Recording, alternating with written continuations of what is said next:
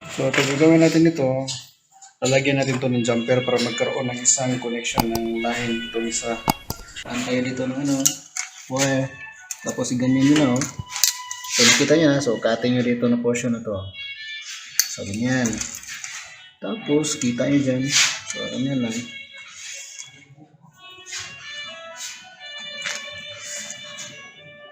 Para to? Para jumper to. So, nakita nyo na. So, cutting nyo dito na portion na to. So, ganyan. Tapos, kita nyo dyan. So, ganyan lang.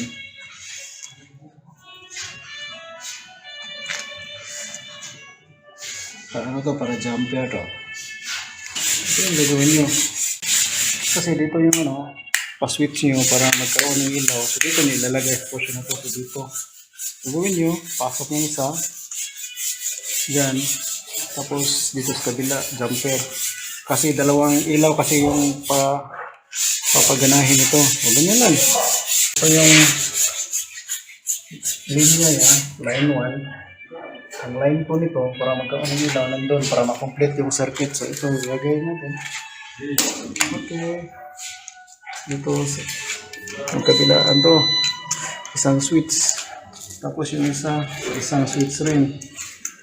Tapos itong live wire nyo, ilalagay nyo dito. Kahit saan dito, pwede rin dito. So, dito na lang ako. So, okay na. Ayos na.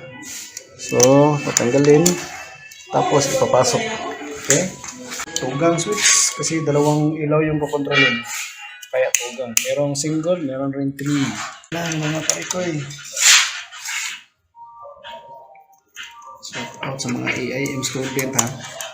Kung gusto nyo magpaturo kahit motor control, kahit comment sa baba lang kayo. Tuturuan ko kayo kahit yung tatanong nyo sa akin. Sige wala. So, ganyan. Nagkakilig mo na siya.